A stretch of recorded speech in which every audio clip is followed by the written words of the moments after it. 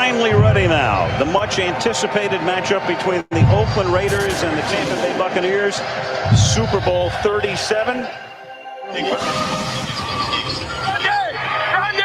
world champs, baby. Give me this.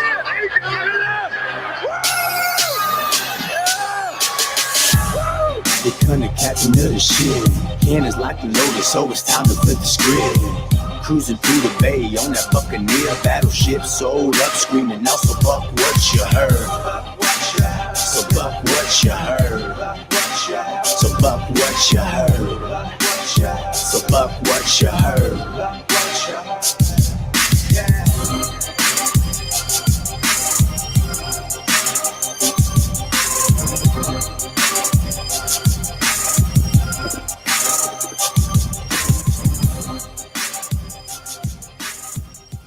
All right, welcome back to Buck What You Heard. My name is Gene. You can reach me at Buck What You Heard. You follow me, I will follow you back. I'm joined by my esteemed co-host, Mr. KB himself, Ken Barrett, not to be mistaken for Shaq Barrett. How you doing, my brother? I'm doing great, man. How you doing? Feeling refreshed.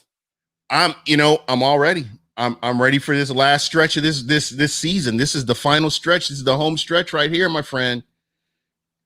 How you feeling right now? You feeling nervous, optimistic, a little happy? Well, this is the game, in my opinion. I mean, the Bucs could even go 2-2.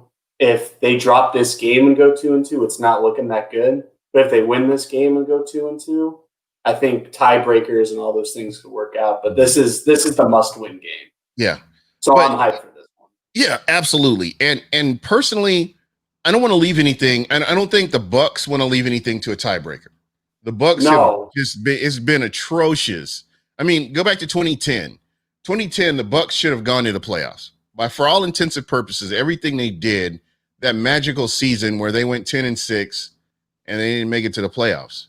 And again, the Bucs are currently in control of their own destiny right now where they are.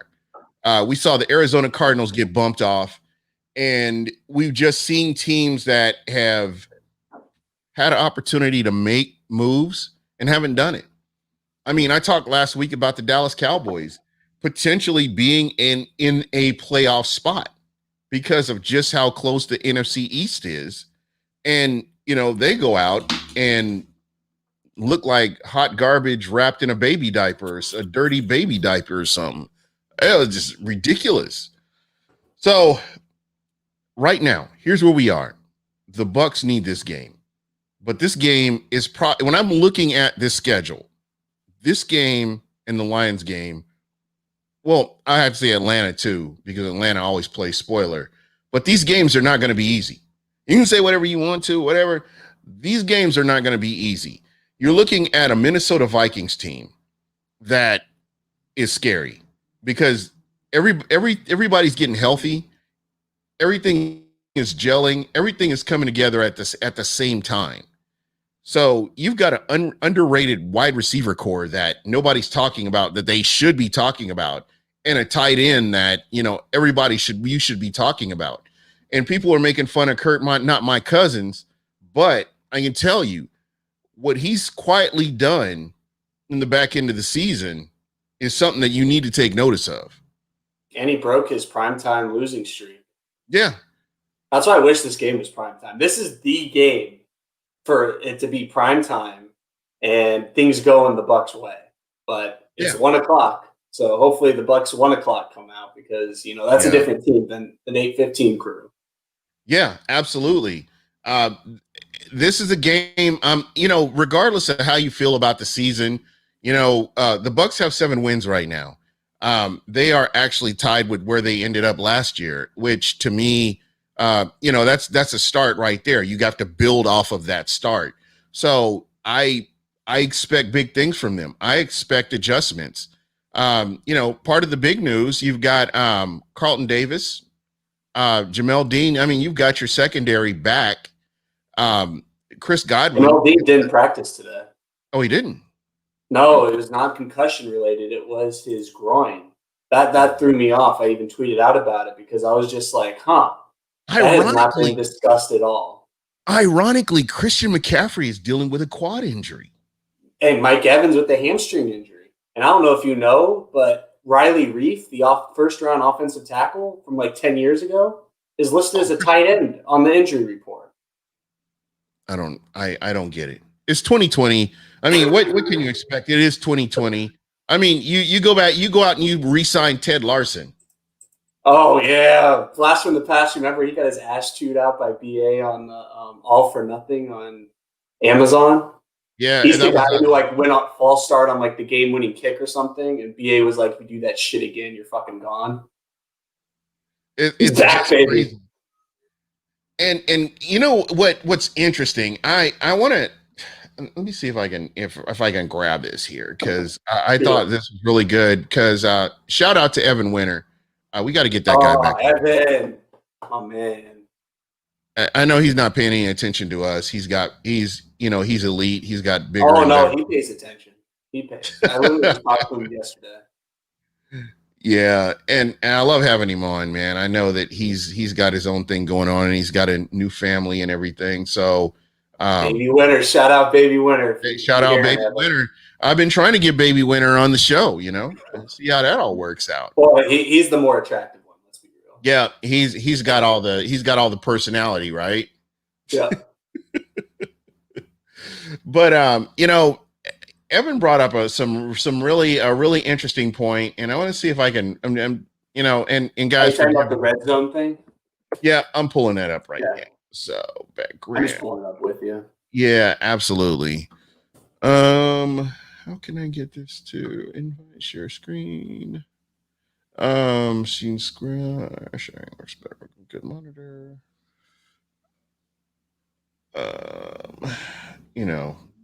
This is not gonna work. Here, I can read this out. Oh yeah, I mean, I've got it. Where he's saying basically the Vikings are an elite red zone team. Dalvin Cook leads the NFL in rush yards and 159, is tied for most TDs, 10 inside the 20. And this is the one that got me. This is the stat that just it shook me, and I'm worried about it. Kirk Cousins leads the NFL in completion percentage, 71, and has the fifth most passing TDs, 19 inside the 20. That's legit right there. All I'm saying is this is not going to be the cakewalk. Everybody's looking at their record and saying that, it's going to be easy to beat the Minnesota Vikings. This game is going to be a tough game. I hope I'm wrong. I hope it's a blowout. I'd be good if it's a blowout. I would be happy if it was a blowout. I'll be happy to come on here next week and say, you know what? I was wrong about this. But I have to point out the obvious. I mean, look at this. Adam Thielen has the third most receptions, 14, and is number one in catch percentage, 93 reception yards, 93%. 93%, yeah. Yeah, reception yards, 111, and reception TDs, 11 among wide receivers, with at least 9 targets inside the 20. Defense better come with it. That's all I'm going to say. Defense needs to come with it if they're going to do anything. They just need to bring it. I mean, to me, this team is a baby Rams type team. They run a lot of, inside, outside zone on offense, a lot of 12 personnel, 2 tight ends out there, 2 really good receivers.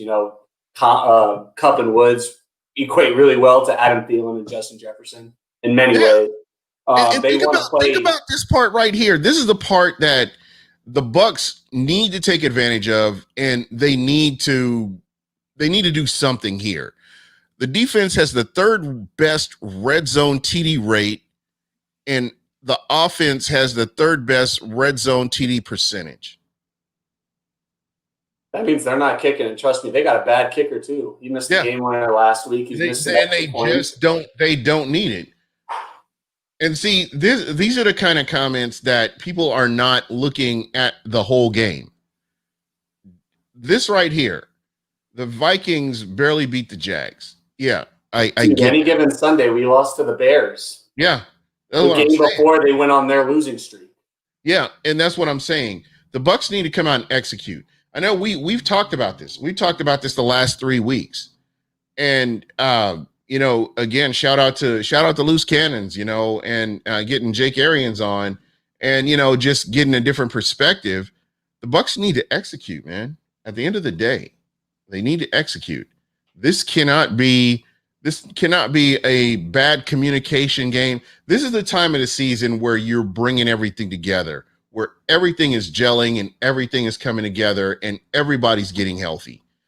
Right now, health-wise, despite what you just said, right up until then, I was thinking that the Tampa Bay Buccaneers are in a good position health-wise, and hey, this is what you're expecting to see. I mean, you're expecting this team to show up and wax that ass, to be honest. But again, I don't know how this is going to go, to be honest. It's just one of those things that we kind of have to wait and see how this all works out. But I'm worried. I'm going to be honest. I'm worried. And I'm not wrong for being worried, because we've seen the Tampa Bay Buccaneers play teams that they should just wax their ass, and they don't do it. Oh yeah, man. You have to expect Mike Zimmer as well. No, Bucs Skull Gang in the house. Vita Vea, you won't see him till next year. What you probably saw was Vita Vea coming off of the COVID list, but he's not coming back. OJ Howard straight back to IR. Yep. OJ Howard, I think, is in the same boat. These are guys that I can almost guarantee you will not see them regardless of how deep they go into the playoffs. These guys are on the shelf until next year. So yeah, while it would be nice to have them, that's one of those things. I don't want to bring anybody back too soon to where you have issues and it makes things a lot worse. So no. And what makes it work is both of them are just ginormous bodies. Vita Vea, you don't want him coming back too early, putting 340 pounds on that ankle. You don't want OJ Howard. I mean, it's an Achilles. That's a year anyway. Yeah. But like he's probably not even walking yet at this point. He's probably that's what I'm thinking right there. Yeah. So I mean, those two are definitely gone. But back to what I was saying. Shout out to my guy Ahmad Whitaker. What's going on, my brother? How you doing? Ahmad.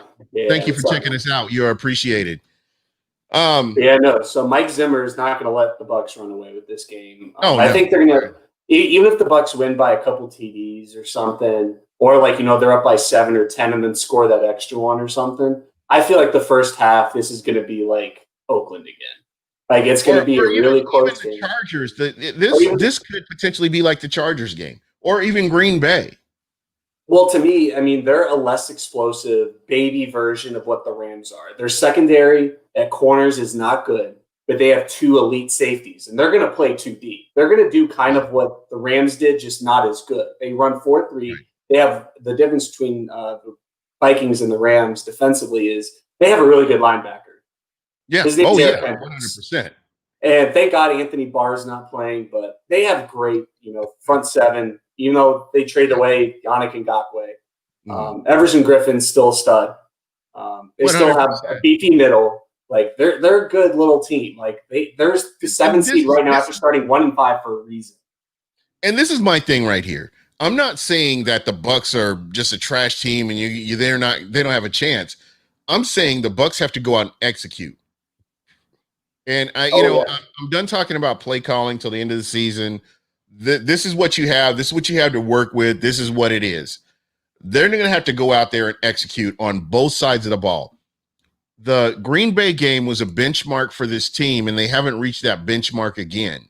This is where Tampa needs to be playing like they did against the Green Bay Packers. And they need to do this for 4 quarters, because I'm telling you what, the Minnesota Vikings with Dalvin Cook, who is healthy, by the way.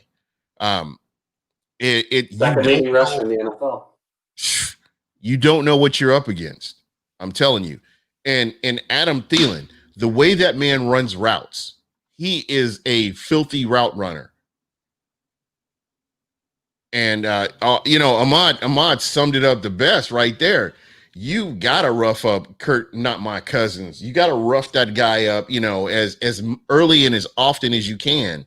You got to hit him. He has to be getting up off the ground almost every play.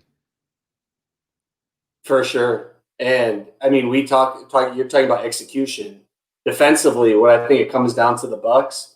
We have 2 great linebackers. Right. One of them who doesn't make any mistakes, and the other one who over pursues. And the worst thing you can do on the backside of a zone running scheme is over pursue. And that's when Dalvin Cook makes his money, is those cutbacks. Yep. So Devin White better be ready to go. 100%. This is my thing. I'm not down on Devin White. I just want Devin White to I want him to execute. I want him, what he was doing last year, the back end of last year is what he should be doing right now. That's how he should be doing. I think he's shown that, but I think it comes down to not been consistent.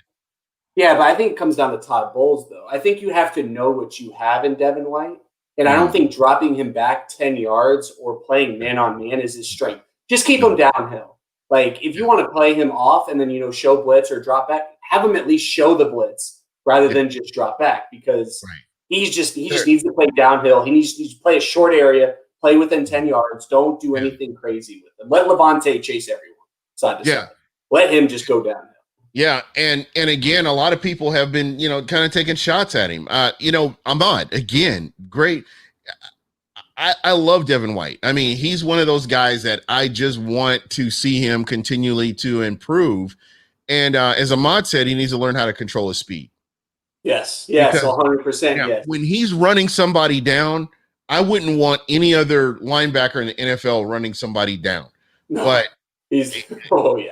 Jesus, I mean, he's running down running backs, wide receivers, tight ends. He can do that.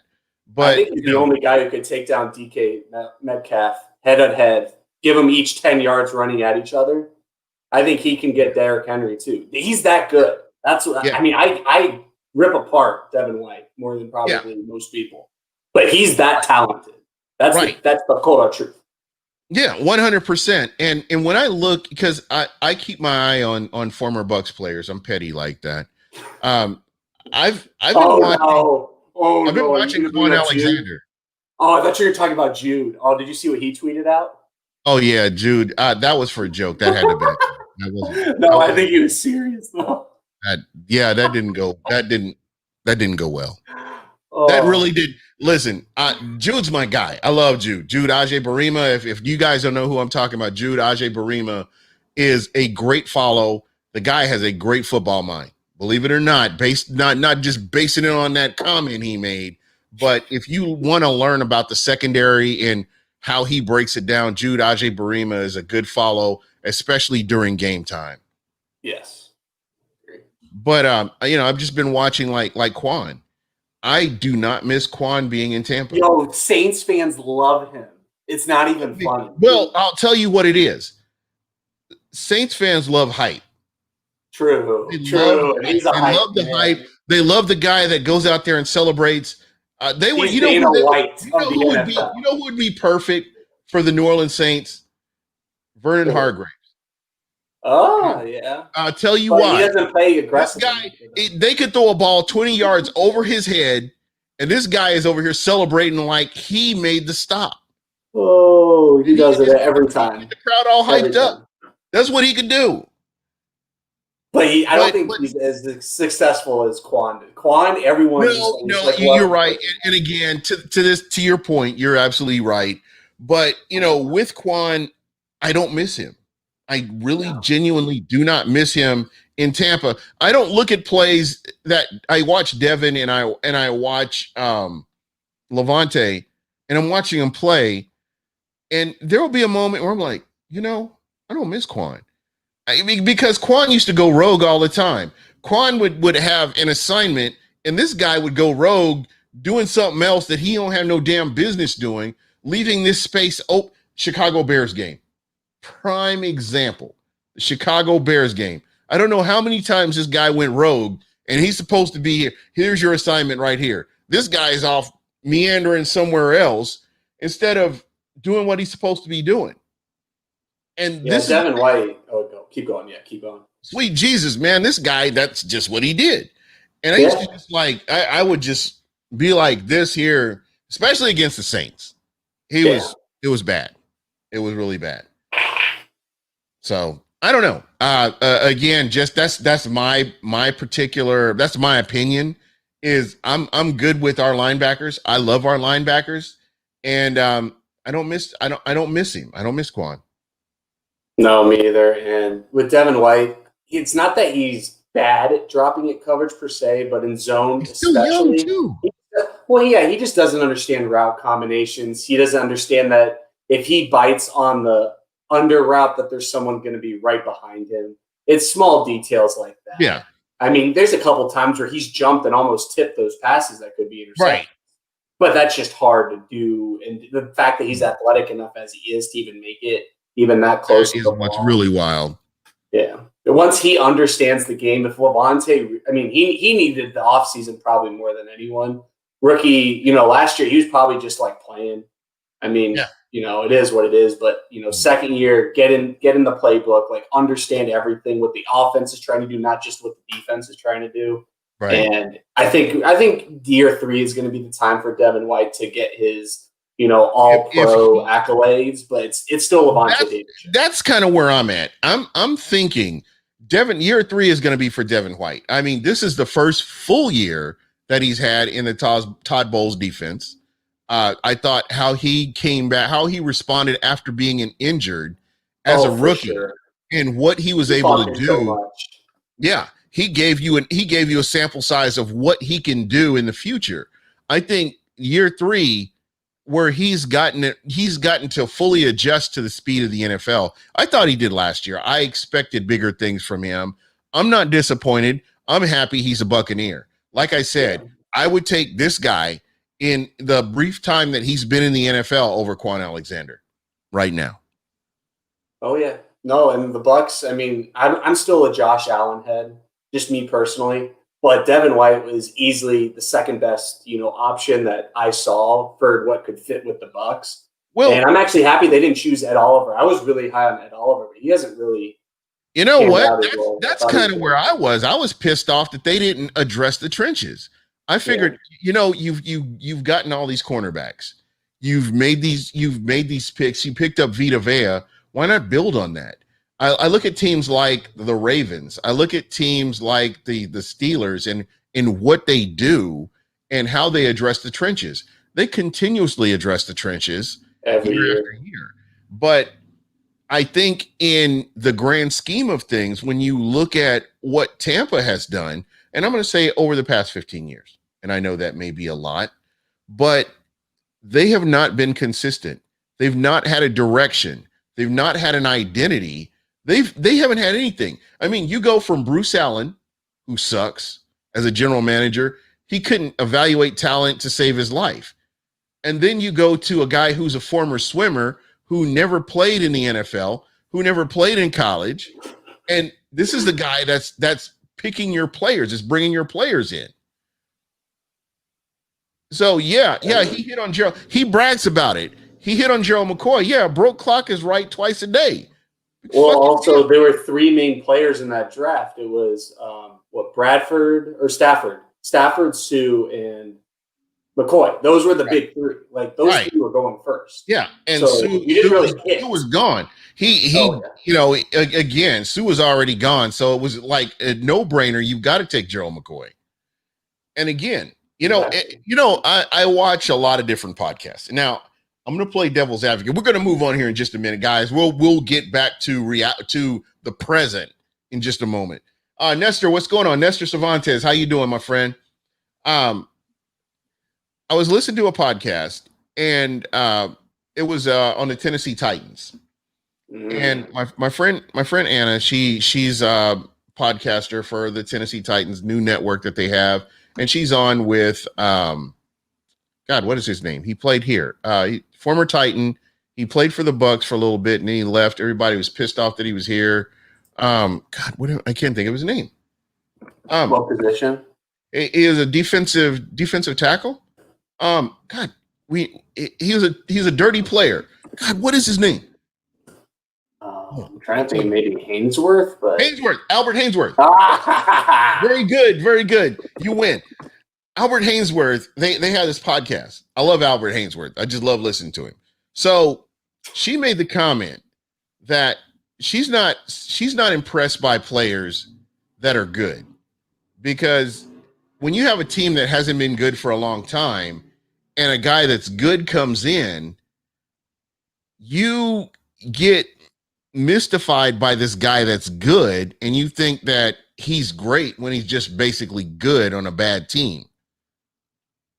Does that make sense? Yeah, no, that makes total sense. Can you buy into that kind of logic? Yeah, if we didn't have Levante David, I'd probably be so much more hype about Devin White. Because Levante just does all those small things so well. Yeah. I mean, the turnovers, all the little things that he does.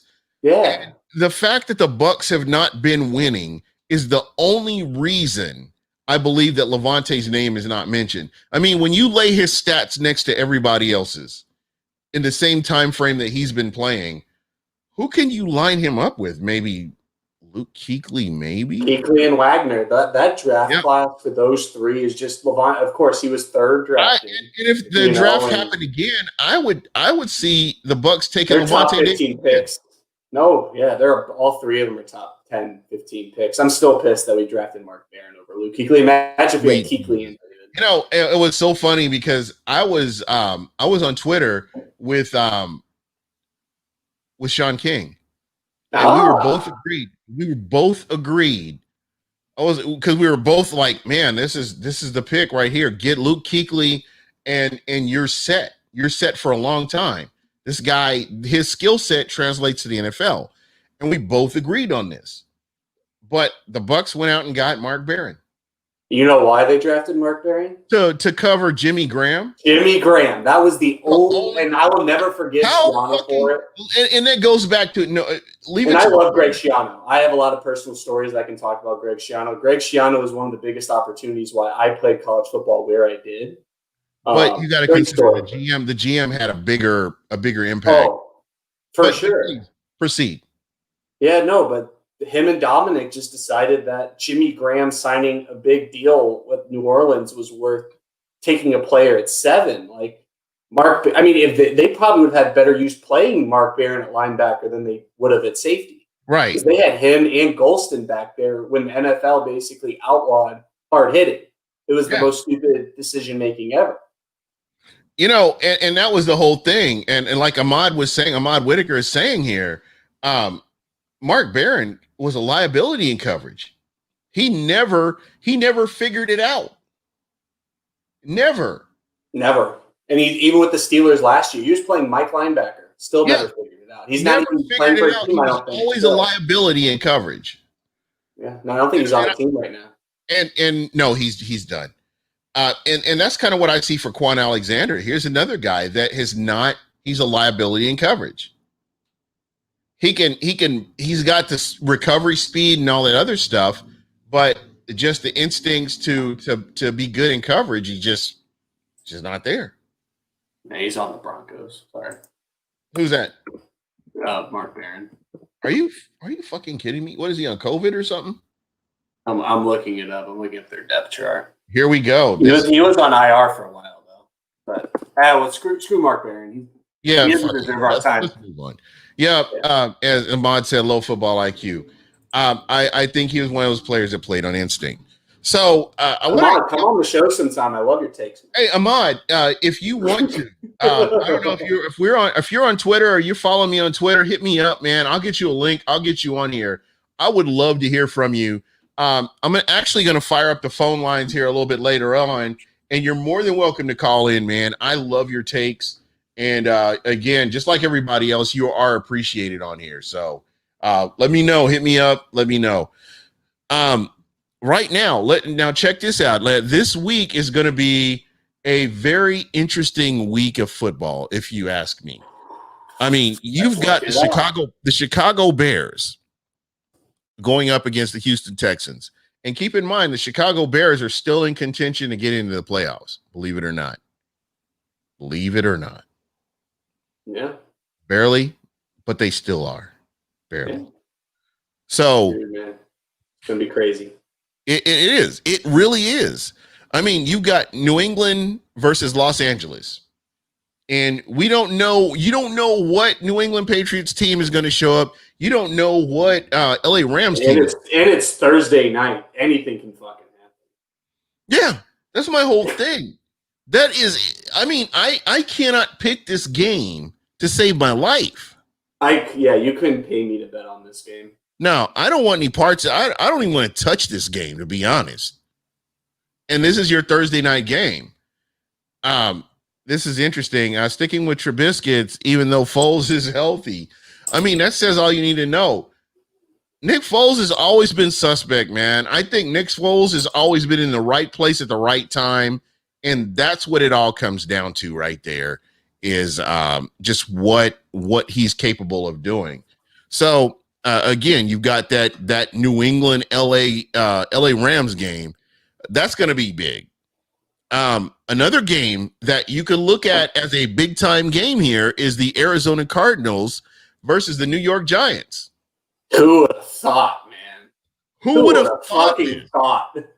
I mean, right now we got the Cardinals on the outside looking in, and you've got the New York Giants in the number 4. They're in the number 4 spot, right? Yeah.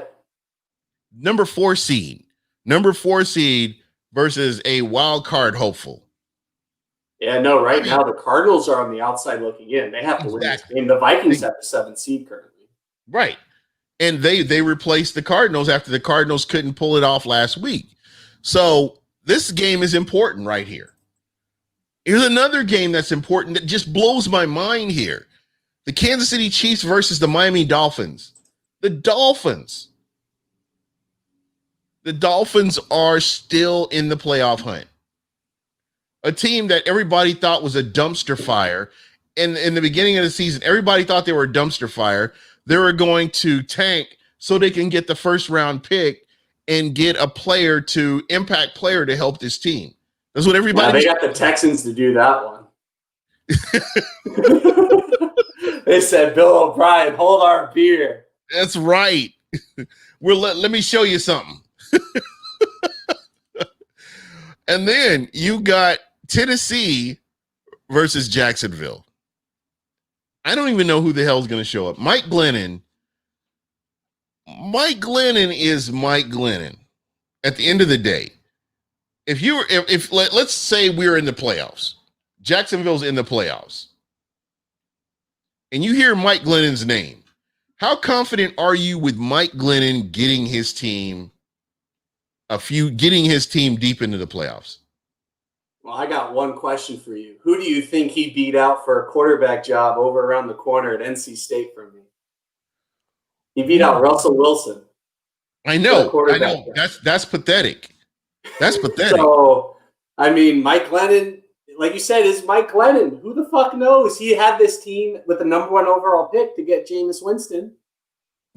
I mean, that's how bad he can be. But he can, throw a game against the Vikings. Yeah. He's Nick Foles, but he just doesn't win as much. Yep. And I think he answered everybody's questions when he was a starting QB in Chicago. Oh, I really believe that. But he got a bad deal, though. Huh? That's kind of fucked what happened to him, though. They gave him all that money only to draft Trubisky. That was kind of weird. Like, I'd be pissed. I'd take the money, but I think I would more or less be pissed off at the general manager. Yeah, but that was before also they got Allen Robinson. Yeah. Before they got Roquan Smith, when they got all of these great talent pieces to make it work. They didn't have any of that when they signed Glenn. Like, they had the number 3 pick. Like, they were dog shit. Like 100%. But again, I remember when he was with the Raiders. And the Raiders were not, they were very unbueno. They were very non-bueno. They were just bad. And, you had Mike Glennon who could have easily secured that spot. 2014, I'm going to say this. 2014, Mike Glennon had Mike Evans. And Vincent Jackson. Vincent Jackson. Wait, in 2014? Yeah. Oh, okay, yeah, that was before Mike. Yeah, because Mike Evans was a year before Jameis Winston, right? Yeah. So he had Mike Evans and Vincent Jackson, and he couldn't secure he just couldn't secure that starting position. Mike Glennon is just a placeholder, basically. Yeah, but he could win a game. Yeah, 100%. The Titans, they have no pass rush. It's as Derrick Henry shows up, then I think the game's over. Yeah. But But you got to Henry consider, yeah, Derrick Henry is a once in a lifetime player.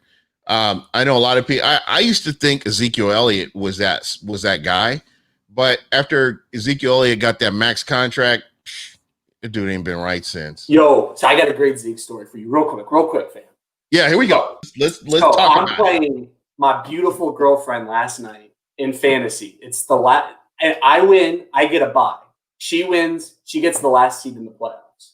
Nice. Zeke Elliott needs 1 point on that final drive. Just 1 point, 1 catch, one 10-yard run, anything. And they even ran the ball with under 2 minutes left, down 17. He wasn't even on the field. Your boy took a W because they did not pay $100 million running back. They didn't play him. Dude. How do you pay? Okay, it's one thing if you're going to pay him. Did you trash talk her? No, I felt sorry for her because I was like, oh, fuck, I'm going to lose. Oh, I would have been. And I won. It was the saddest 1 so much I've ever had. Yeah. She played so well, man. In 2 years, she got so good at fantasy. Shout out to my girlfriend. Love you too. I wish mine would. I wish she would play. I think I would just be entertaining to have her play. Oh, yeah, join my couples league next year. So what I do is I'll see if I could get her to play. I think that she might be a good enough sport to play. Yeah, man, I got some good Twitter followers that play in it as well. I mean, it's basically you play against your significant other every week until the playoffs, and then it's basically whoever advances. Rachel's a sore winner. I would never hear that. I would be humiliated until next year. If she beat me, everybody would know about that I got worked over. But it would be fun. But you know what? I mean, let me know on the flip side, I would definitely give her the business too. Oh yeah, 4th and 10. Glenn will throw that 6-yard pass. Love it. But I tell you what, man, Mike Glennon. What was it? Week before last, the first week that they rolled Mike Glennon out. I used him. And he outgained Carr. I had Derek Carr because Joe Burrow got hurt. You know that, of course, you know that Dak Prescott got hurt. Then Joe Burrow got hurt. So I'm like, fuck, what do I do? So I'm I'm just trolling through the bottom of the barrel, and there's just sitting there's Carr. So I was like, okay, let me grab Carr. And so I grabbed Carr, and it's kind of let me see what Carr is gonna do. And he did good for me. But then I ended up going to Glennon. No, I ended up going to Glennon. Glennon won, and then I ended up going back to Carr this week, and it all worked out. So that's good. I'm sticking with Carr. Yeah, no, stick with Carr, man.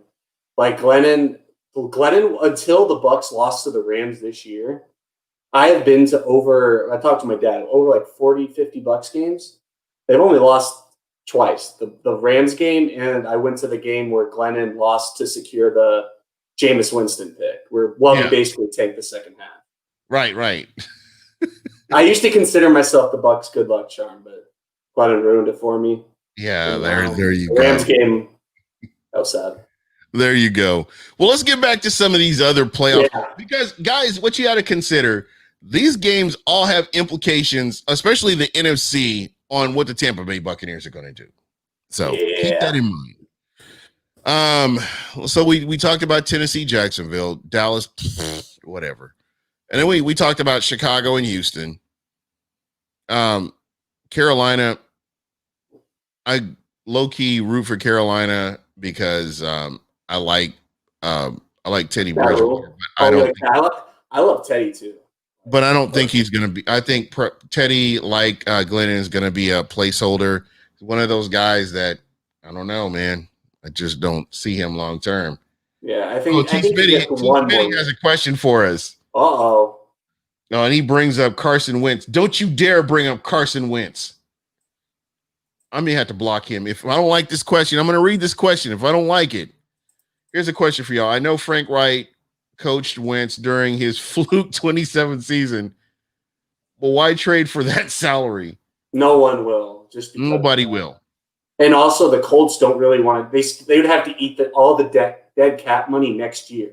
So we're talking like 60, 70 million rather than. I think Wentz's best opportunity is XFL. No, he'll catch on. If Mariota can catch on somewhere, Wentz can catch. You see you see the productivity that Marcus Mariota is giving. Was he with the Raiders still? Yeah, he's the backup. He's been on like COVID and he's like gotten hurt. I think he slipped in a bathtub or tripped over a squirrel or something and broke something. He ended. That's how Byron Leftwich his career ended. I don't know if you knew that. He slipped by the pool. That's how he like messed up. That whole thing. That's a Bucs curse thing because I remember Alvin Harper. I think he broke his toe or something like that or something crazy. I think playing with his kids, I believe. Yeah, something to that. It was pathetic. It is what it is. Like Ahmad said, the Eagles are stuck with him. I think Peterson and Roseman got to go. They want him a Super Bowl, Yeah. And I think what's the owner's name? Oh, weird name. Like Ludeman, not Loomis, not Loomis. Laurie. Jeffrey Laurie.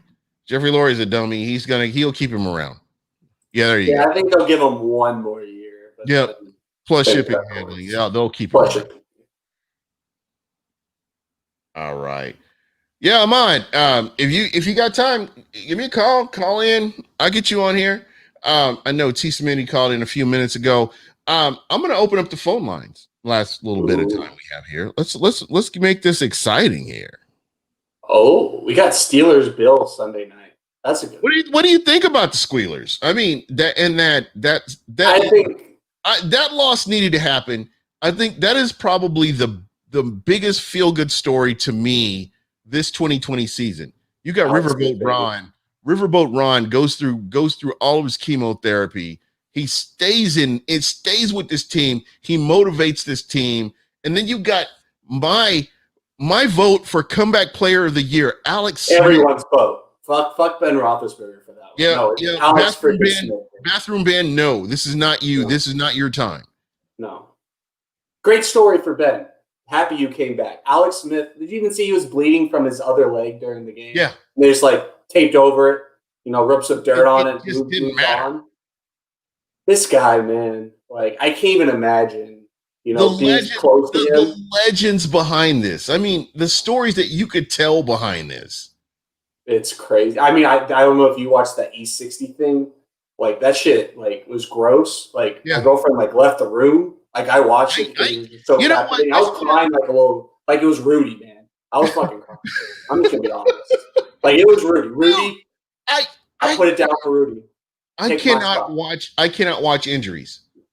Oh, me either, man. No, because I've had so many shoulder injuries. I can't, even in movies and Friday Night Lights, the movie version, they pop the guy's shoulder. I just can't. I just cringe and I just. No, I'll get. That's worse than a scary movie. I will get physically sick. It was about 94. We were in Colorado. We were midnight skiing. We all got drunk, and a bunch of my college friends all got drunk, and we decided to go midnight skiing.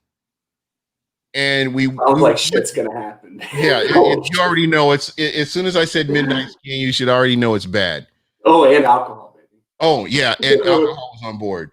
So I'm going down this hill. It's a blue-black hill. It's not green. And I hit a mogul, and I remember looking. I was like, that out-of-body experience when you see the ground. I'm seeing the ground, and it's me looking at the ground, and then all of a sudden, I landed all my weight on my shoulder. And I remember looking at my leg. My leg came. I was just that bad, and I rolled all the way down the hill. Bindings, boots, skis, gloves, just rolled all the way down the hill. So they get me. My friends get me. They take me to the hospital, and I've never been in so much pain in my life. And the alcohol by that time had worn off, and I'm in pain. And after that, I knew what a serious injury was. I mean, when you play basketball, play football, whatever other sports you play, and you don't get injured, nothing ever happens to you, and then you see something like that or you experience something like that, I totally get it. I get it. And, you know, when you were talking about shoulder injury, I mean, these injuries are legit, man. And you are in an immense amount of pain. And there's, you know, you don't have trainers, you don't have access to medical facilities to recover like athletes do. So I can't even begin to imagine, you know, what these guys go through to get back to the level that they were. Yeah, man. I've had 3 shoulder surgeries, you know. It sucks. I will take my 3 shoulder surgeries over 1 ACL, 1 Achilles, all these lower body injuries. Yeah. Like, I just can't even imagine. But that Alex Smith injury, is the worst of anything that could possibly happen. Yeah, I was physically sick. I mean, you remember the Joe Theismann leg break, and I mean, I wasn't there, but you saw, but you've seen it. Oh, it's the beginning of the movie The Blind Side. That was like my introduction to football. That's basically what told me if I fucked up, what would happen to someone. Like, that scared me at first. Sweet. When I first started playing football. And so when you look at what he went through and where he is right now, and the fact that he's playing at a high level to win this game, getting back to my story, because I know I just went on a whole go for it. It all comes full circle. It comes full circle. There you go. So what I'm coming back to here is what he's been able to accomplish, having shitty coaching in San Francisco. Harbaugh comes in and lifts him up and points him in the right direction, going to Kansas City, and then, you know, ending up in Washington, ending up with the injuries that they had, and for him to come back and play with a coach who was dealing with cancer. I mean, this is a freaking Disney movie. Well, and this is the same ownership for a team where the ownership basically, like all of the owners outside the majority owner, wanted to sell their shares. They wanted out. They had the cheerleading scandal come out right before the season started. In the coach. And then they already have the Redskin thing where hold on, we got a caller. Let's see who we got here. It's crazy. All right, you are live on Buck What You Heard. Hold on, let me see if I can get you on here. Hold on a second for me. All right, who are we talking with? All right, give me 1 second here. Let me get you on here. Hold on 1 second here. Oh, we do got a mod. The one time we get a mod in this stupid phone situation here. Hold on, Ahmad. Don't hang up on me, brother.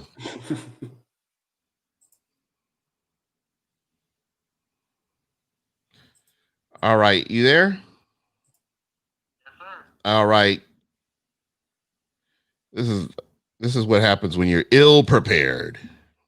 Yeah, if it doesn't work, just hold his voice up to the microphone. Yeah, we may have to do. We can ghetto this shit up. Yeah, we can ghetto this up. This is Buck What You Heard. We can do whatever we want to do here. Whatever we're bold and bad enough to do. Okay, you there? Yes, sir. All right. Oh. Ahmad, I want to welcome you. Thank you so much for calling in. I appreciate it, man. I love your takes. You know, just listening to you in the chat. Nestor, Cervantes, just all you guys that are taking an opportunity to listen to my madness and my ravings, and you get to listen to the educated voice of my guy here. I'll take the compliment on. So how are you doing tonight, man? I'm pretty good, man. We're a select few, you know. The Bucs fans got to stick together because we're a small group. You know it, man. You know it. It's just it's crazy, especially the real ones. So I want to get your take on this upcoming game, because this game is huge. Despite what anybody's saying, if you're on social media, you listen to people on social media, whatever, this game is huge, and you have to look at it as such. Yeah, it's definitely huge. I just hope the first half they don't start off slow, especially defensively. Oh, that's my concern too. I think if they get a couple hits on Kirk Cousins, it'll be a good day. And also, we can't start off with 5 or 6 3-and-outs either. Mm-mm. No, God no. The one thing that this is something that always stood out to me, and it pisses me off. And I'm serious. I'm normally irate. When the Bucs get the ball in a short field and they get a 3 and out, or they get a field goal. Yeah. And if the 3 and out is like 1 minute or less of possession, that really pisses me off, because to me, that's a wasted opportunity. And I don't know how many times I've watched the Bucs, and they'll get a 3 and out and only have the ball for 16 fucking seconds. But so one thing I've noticed this year from Tom especially, if he starts off slow, I've never seen him pout so much. You know what I mean? Like It's like if he have a slow start, he looked like Eli having a bad game. Like his facial expressions, I never saw that from Tom Brady. Yeah, kind of like a Cam Newton kind of thing. Exactly. I think he's not used to getting knocked off his ass. Yeah, it's just frustration with trying to learn that system and be Tom Brady and still be, the GOAT, as they say. But that's the first time I've seen pressure actually rattle him. He never, even when he was getting hit in New England, he didn't have that look in his eye. Well, last year he kind of confident. If you watched him last year, he kind of did, just because of the level of talent that he surrounded him with. But yeah. I mean, yes and no, at least from my 2 cents.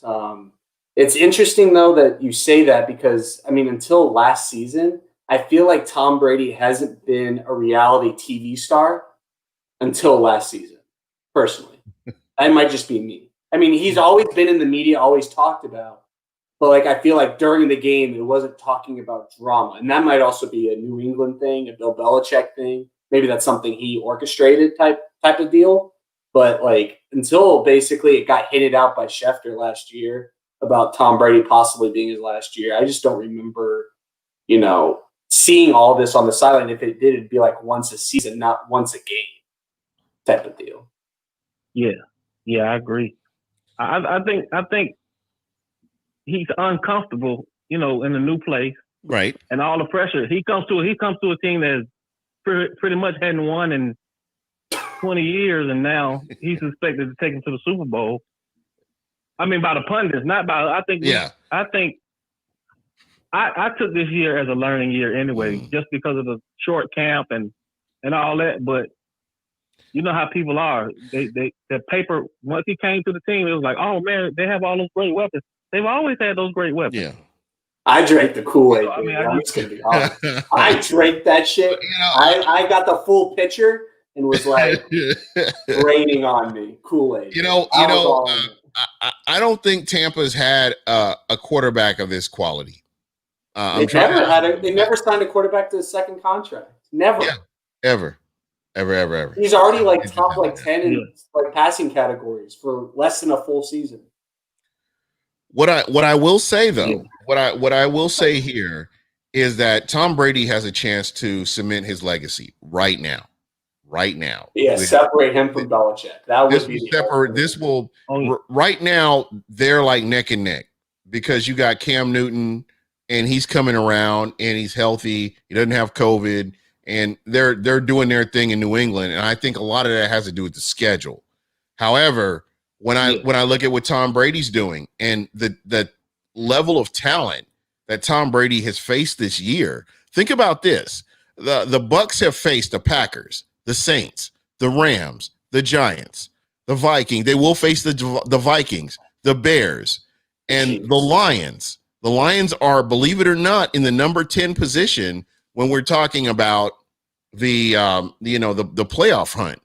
And then, I mean, look, number 13, whether you want to believe it or not, I know they don't really have a chance, but you got the Atlanta Falcons twice. So they faced the cream of the crop for the majority of the teams in the top 10. The Bucs have faced them. That's just the NFC. That's not even the AFC. Yeah. That's not even, exactly. That's not even the AFC. And to me, because they got the Chiefs as well. Yeah, 100%. And the Raiders. And the Raiders are on the bubble right now. They're number 8. The Donkeys are number 11. The Chargers are 13. Yeah, and so on and so on. Yeah, but do you know what division the Bucs play next year? That would be East and AFC East. NFC East and AFC East. So they will get to see. Kim Newton will get to come to town, huh? Or we go there. I forgot which. Yeah, yeah. But let's stick to the present here. When you're looking at the Bucs' remaining schedule, and we're talking about Atlanta, Detroit, and the Vikings, how comfortable are you with what the Bucs are the Bucs have the capability of running the table? And I'm not going to take that away from them. They do. But if you're a Bucs fan and you're a longtime Bucs fan, that doesn't mean anything. I'm being realistic here. It doesn't mean anything. So for you, when you look I'll be honest with you. Yeah, here we go. I'm scared. I'm scared about playing the Falcons twice in 3 weeks. 100%. I'm right there with you. That worries me. That worries me. There are so many different. Go ahead. I'm sorry. If Julio is he's. I mean, we've always had trouble with Julio, without doubt. So, I mean, if those guys ain't buckled up, those 2 weeks, that could be 2 losses that maybe we were counting on, and one of them we might not get because Julio is good for 200 yards sometime against us. So that was Mike Smith. Carlton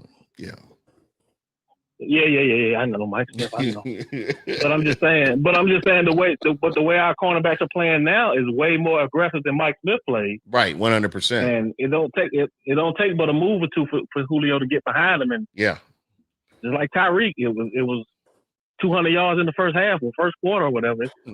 So those are the 2 games that I'm really. They look like wins, and I'm kind of worried about them.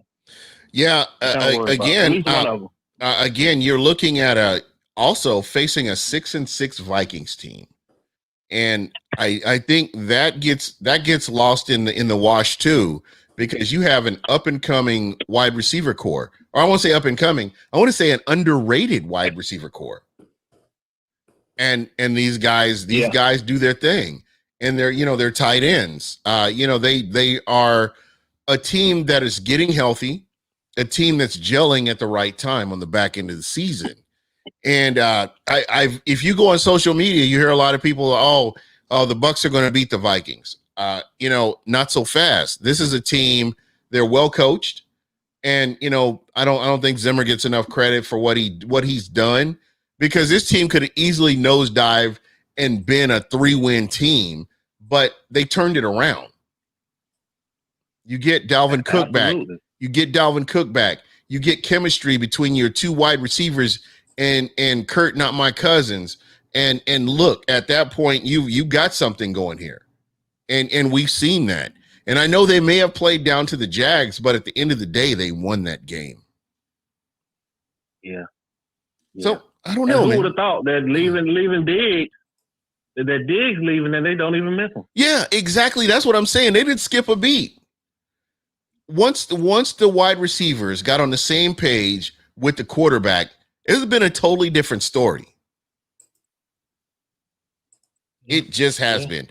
And guys, listen, I am a Bucs fan through and through, but I've been through all this. I've seen this movie before where the Bucs are in a position to do some damage, control their own destiny, and go out and win and just roll through teams, and they just don't do it.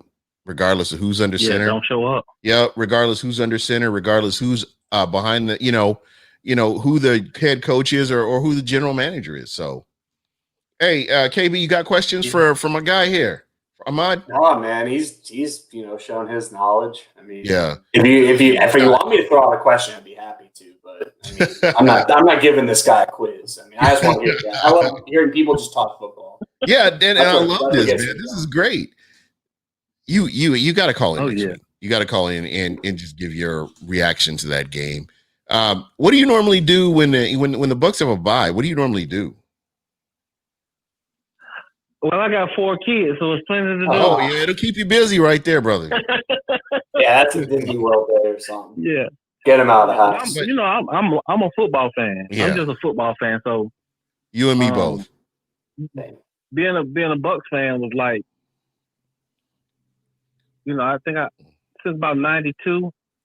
Oh wow! When I jumped on the Bucs, yeah. Sam Weiss was still there, so I think it was 92 or 93. Sam, I am. That was my guy right there. Yeah. I know a lot of people didn't like Craig him, but Erickson. Yeah, and the funny thing is, I grew up in Atlanta, right? Oh, so you But was we weren't in the same division back then. We weren't in the same division back then. But I refuse to be an Atlanta Falcons fan. Yeah. I'm not gonna do that. Yeah, it was.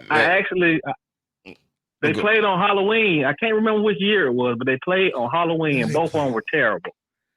Was that they 90? played the Falcons on Halloween, either 93 or 94, I think. It was in the early 90s. It had to have been 94. I'm thinking it was 94.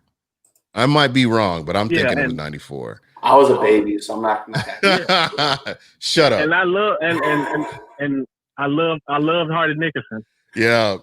Hardy Nickerson. Days, so. I love like Hardy Nickerson. One of the guys that I loved, and it was so I felt bad that his career didn't work out, was Eric Rett.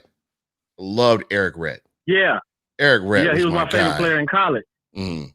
Yeah, I was a running back growing up, and I loved Eric Rett. Eric Rett just, this was he wasn't there yet though. This was maybe the year before they drafted Rett. So, because I think it wasn't Rett playing running back. It was who was that running back? Hold on, I'll tell you in just a second. Was it Wilder? No, Wilder was way before. Yeah. Yeah, Wilder was way before. Pre 97. I don't know shit.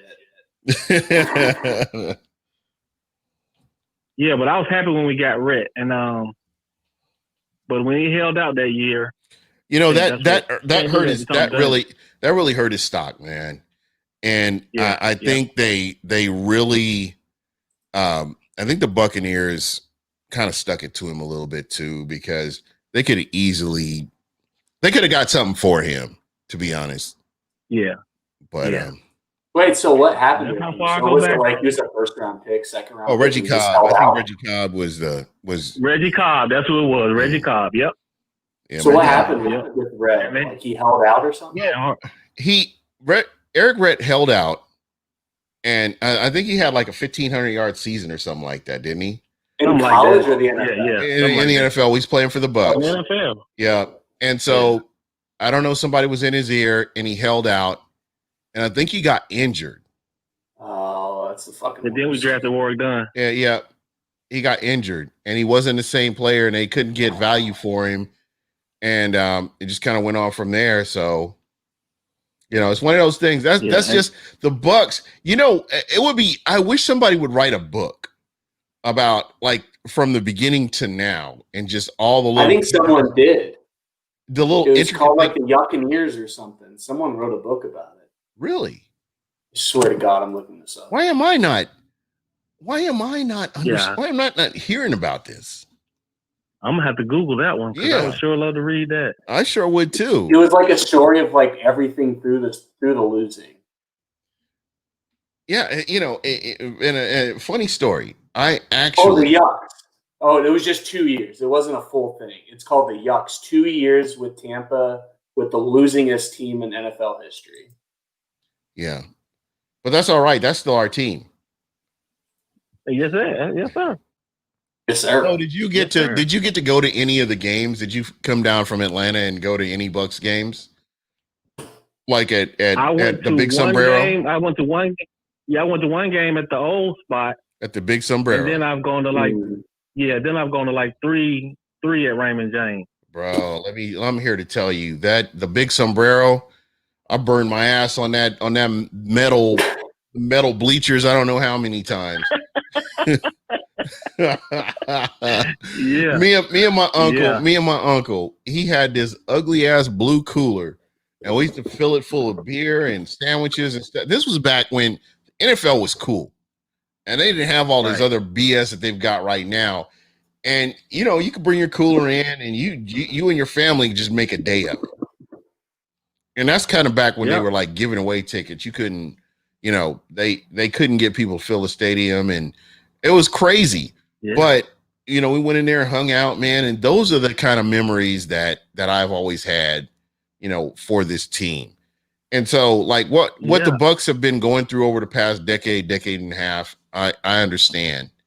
But at the end of the day, man, it's just one of those things where, that's just part of our DNA. That's who we are, Yeah, I'm diehard, brother. I wear it every year. I'm like the only Bucs fan I'm like the only Bucs fan that I know. I don't know another Bucs fan except for people on the internet and stuff. I don't know. Where are you located? Yeah, where are you located? Well, I live in Virginia now. I live in Hampton, Virginia now. Well, you do know that they're the BucWhatYaHeards, there's got to be a group around there. I'm almost positive there is. BucWhatYaHards always have a group. They always have watch parties. As a matter of fact, I'll get with you here off camera or whatever, and I get your information. But I'm telling you, they have watch parties and stuff like that. I know it's kind of tough when you got kids and you have responsibilities and stuff. But I'm almost positive where you are, there are more Bucs fans. Oh yeah, positive. I'm sure. Yeah, but like I said, I've been in Virginia since 2001. Mm-hmm. Yeah, because I lived in Gainesville for about 10 months. I know we had opened up a new facility in DC, and so I lived in Gainesville. I used to catch a train into DC and hang out in DC and then come home, and that was a nightmare. Having a kid, and making sure he's not acting crazy and stuff. It was kind of a challenge, but I love Virginia, except for the wintertime. I'm that cold weather ain't good for only thing I have against North Carolina as well. Only thing I have against bro. I'm here to tell you. I mean, it's brutal. Yeah, it really is. It really is. Well, I'll tell you what, man. Thank you so much for calling in. I appreciate it. And thank you again. Yeah, please. Next week, call in. You are a friend of the show, man. You are appreciated. Without your comments and what you do in the chat, man, we wouldn't be doing what we do. Oh, I'm gonna be a regular now, man. I know what I'm looking for you now, so I get your notifications and everything. So all right, man. Now I'll be calling, and I'll still be in the chat. All right, man. Oh, man. All right. Well, hey, I'm gonna let you go and see if we can get somebody else. I think T. Smitty trying to call in from South Carolina. We'll see how that goes. Here to have. All right, man. You take it easy. Have a go. Man, that's what I love about this right here. When you can have, we may even get like one or two views, but we get callers calling in and being part of the show, man. That's what makes a lot of people are watching just can't type. Like, they got kids. They got shit going on. Yeah, they got shit going on. Yeah, absolutely. They got this on the side while the girlfriend throws up, Grey's Anatomy. They got the earphones in. They got one of the ear pods just in one ear. They get to listen to our madness, right? It makes me think of what's that Dave Chappelle character, the crackhead? Oh, Clayton Biggs. No, is it Clayton Bigsby? No, Clayton Bigsby's a racist. Tyrone Biggums. Is it Tyrone Biggums? Tyrone Biggums. Biggums. You got that crack. That's what the Bucs are for me. You got that Tom Brady, man. Exactly. That Jameis Winston. And it's so crazy because I'm sitting here, I'm all pissed off because they lost to Kansas City. I'm mad. I'm like, I want to fight somebody mad. But you know what? I calmed down. I got over it. And now I can't wait for the next game. Was that Stockholm Syndrome? Dude, Stockholm Syndrome in the Bucs is like peanut butter and fucking jelly. Peanut butter and Valium. Is that what you said? Oh, and jelly. No. Oh, yeah, same difference. But it might as well be Vaseline or Preparation H. What they fucking right. Yeah, we got him. I think we got him now. Okay. All right, you are live on BucWhatYaHeard. Who we talking with? Oh, you know who it is, man. What's going on, fellas? All right. I'm sorry, I can't. Roll volunteers. Hey, nah, no roll volunteers. Oh, damn, evil. Hey, all I know is that if Phil former fat ass is stuck on the side of the road, I keep going. I tell him the light green. Oh, snitching ass. By the way, G, you said you was mad when the Bucs lost to KC. Well, you weren't mad as Alabama fans were in 1988. They lost to Ole Miss, and they threw a brick through the coach Bill Curry's window. They threw a brick through his window. I remember the night. Y'all ain't no joke. Y'all ain't no joke around there in Tuscaloosa. No, dude. Like I was at a bar when the Auburn kickback thing, the missed field goal that was short, returned for a touchdown. I was at a bar in Middle Tampa somewhere, I forgot, But I will never forget. There were like 15 Alabama fans ready to fight all together. Oh my God, everyone, man. Like it was like T. Smitty on steroids, but like white with like some dip in their mouth. Bro, you need to talk to your people, man. They're a bunch of damn savages. Let me tell you. When they ain't winning, it ain't pretty. Oh man! After that game, I blocked my mama for a weekend, but that's a whole different story. I blocked her ass. She was talking too slick. I got tired of her shit that day. Man, what's going on, fellas? Hey, that's a diehard right there. He blocked his mom because she was talking crazy.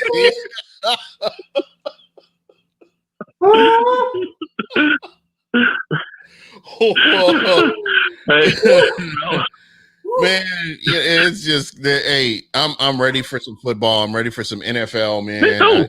It's that bye week was too long. I'm ready to let's get back. Let's see what we're going to do. Though, man. It was needed. Yeah, it was needed. Yeah, it was. But hey, enough of that. Needed. So you I don't know how long you've been listening. We've kind of been going down this week's schedule, and with your expertise, I want to go through some of these games and get your predictions here. Okay. So we've got the Rams and the Patriots. That's a game I don't want to touch that. If I were a betting man, if I were a betting man and I saw this game, I would take my money, put it in my pocket, and leave right now. Oh, that's a game! Wow.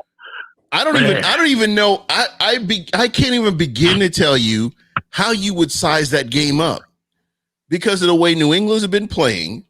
The way their defense, I don't know what happened to their defense. Somebody flipped on a switch or put in a cheat code or something like that because those guys, they've been playing. And they've been playing fundamental football. And then you look at the Rams, and I don't even know what to make of the Rams. I honestly don't. Jared Goff looks like a future Hall of Famer against the Bucs, and then he looks like a third, fifth round scrub against whoever else he's facing. It's all Sean McVay, man. It's Sean McVay. Yeah, like he literally talks until the mic cuts out, and Jared Goff can go, Mike. He probably got little earbuds and Robert Woods, some ear pods, one in each player's helmets, and be like, "Hey, Rob, I want you to do this. Okay, go." Okay, so sorry with this game right here, and I want to get a pick from you. Who do you pick? Who do you got? Who do you like? I would ask where it is, but it doesn't matter because I know neither stadium able to have fans. Yeah. Is it at New England or is that? It's in wait a minute. It's in L.A. Okay. You know what? I'm springing the upset here. I think the Patriots gonna win. I like it. Wow. Because is that your upset special? Yes, because I tell you this. I remember this. It made me laugh. When your boy Michael Lombardi, I remember he said something that was funny but made me laugh. Fucker right there, man. But I tell you, he said, "Why the hell are they paying Jared Goff $35 million? I'd rather just give that money to Sean McVay. He's the MVP of the team." I was like, "That's the smartest thing to do that I said." Wait a minute, Michael Lombardi actually said that? Yeah, he overheard somebody saying that shit. That's the dumbest fucking. Yeah. And how did he get? Don't even get me started on that dude. He's horrible. Tannenbaum. He is. You know what? And like. What? Oh, I'm sorry. I had to delay that for a second. What were you saying now? I'm sorry. Yeah, I was saying is that Belichick, you remember how he defended them in the Super Bowl? And and also his teams had defended Patrick Mahomes better than any other team in this league. And they might have beaten them with Cam Newton to get COVID. And you remember, I had a friend of mine had COVID. It messed him up for a couple of weeks. After all that, dude, it's not a cold or a flu. You don't get over it right away. Yeah. And so this team is well coached. Right. And it's with that talent level, this may be Belichick's best coaching job because ain't nothing there, man. It's like opening your cabinet and all you got is a pack of top ramen. The cupboard's bare. And he got them in the hunt. That's an accomplishment in itself. Yeah, all they got is a can of pork and beans and some Skittles in the cupboard. hey, you know this one. Hey, they're not eating burgers or hot dogs and brioche bun like kids are now. They were eating on white bread like we used to. That's how that's looking.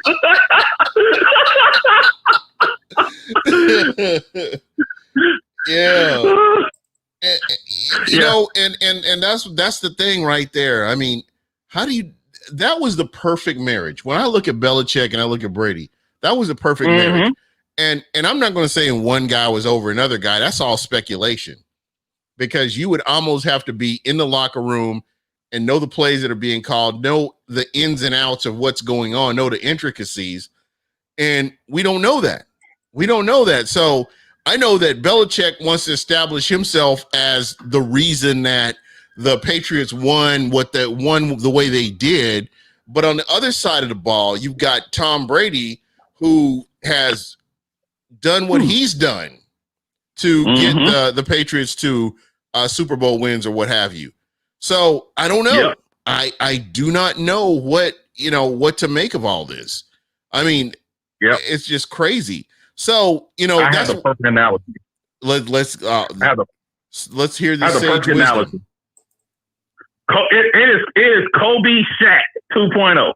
Yeah. Where Kobe, Brady had to do his thing. Like, it was like Belichick's Kobe, where he do his things, he'll take a step back, and they got to retool things, and they'll win again. Right. Brady went to the Heat, and they squeezed whatever they could out of him. And so both going to win. And it's like both going to, and like, just get into the playoffs, because let's just be honest here. I think that, people want to just pick their side, but maybe both going to have all right careers afterwards. They're going to be fine. It's not like it's going to be, I don't know, like good coach leaves bad quarterback or whatever, but you kind of get those. I think that's a perfect comparison, in my opinion, with those two. I wholeheartedly agree with that. That's a good one. Even if neither of them win another Super Bowl, you can't complain. Mm-hmm. You really can't. I mean, let's take a step back. I love football. I mean, the Bucs and then the rest of the league, and then gum on my shoe, and then Roger Goodell. But when I look at the NFL and these games, this is exciting to me. When you've got games like New England versus LA and you don't have a clear winner, you've got games like Denver versus Carolina, Miami versus the Chiefs, and that Miami defense is so underrated in what they're capable of doing. That's going to be a fun game to watch. I mean, this isn't like Major League Baseball, where a team is bad is facing a team that's good. A lot of these games here, anything can happen. Look at this. You got the Las Vegas Raiders versus the Indianapolis Colts. 7-5 versus 8-4. That's a good ass game. Heck, even the football team against the 49ers. 5-7. The Washington Generals versus the 49ers. I do not want to see that team in the playoffs. Who? I do not want to see them with the Giants. I do not want to see them. I'd rather get the 6th seed. Yeah. Just stay away from those two teams in FC with those pass rushes. I wouldn't mind playing in LA, Yep. Dude, that in Riverboat Ron and what he's got this team doing, he's got them cooking. I'm here to tell you, man. And that Washington team is going to be a problem for somebody if they end up getting to the playoffs. They're going to be a problem. That front four is fucking scary. They're filthy, man. That's just a filthy ass team. They're going to. I mean, it's just crazy. And then you've got like the Pittsburgh Steelers versus the Buffalo Bills. I'm just telling you, even Monday night's Ravens Browns too. That's a good little matchup. That is a good matchup. And this goddamn COVID, just imagine this schedule. These teams playing the way everybody playing the way they're playing. You've got all these different matchups, all these different scenarios, teams vying for the playoffs, teams vying to be spoilers, and it's crazy that this is what we're seeing. I mean, look at the Atlanta Chargers game. You've got a coach that's on the hot seat that could lose his job, but he could turn around and put this team in a position to win with the level of talent that they have. And there's a game you haven't brought up yet. A lot of people are picking the Jets to upset the Seahawks. I don't know if you've seen that one, but a lot of people are writing wild. They're at least betting to cover. That's crazy. But again, I mean, there's no bad game on this schedule. There is no bad game on this schedule. And that's what makes this week red zone, baby. I would have to say this week. It's probably the best overall week. This is probably the best overall week, top to bottom, of schedule of games that we're going to see in the NFL. I would watch every single one of these games. I'm serious. There's a scenario in each and every single one of these games right here. I mean, even this, you got Arizona versus the Giants. Arizona needs that one. Arizona, both of them need that game, because I promise you, if Arizona wins and the Washington Generals win, that means that they would be your number 4 seed. Yep. That's crazy. And none of them are getting wild cards, so NFC East needs the division. Yeah, 100% right there. So, dude, this is I just hate that it's COVID, because what we're seeing, where we are right now, in the grand scheme of things, this is probably one of the best weeks of football that I've seen in a long, long time. Years. I may be wrong here. I mean, look at this. Even Cincinnati, Dallas. They're the same kind of team. Yeah. Andy Dalton's back. Cincinnati. Andy Dalton's back in the game, baby. And since we're talking about hot garbage, I'm going to ask you, who would you take, Cincinnati or Dallas? Dallas.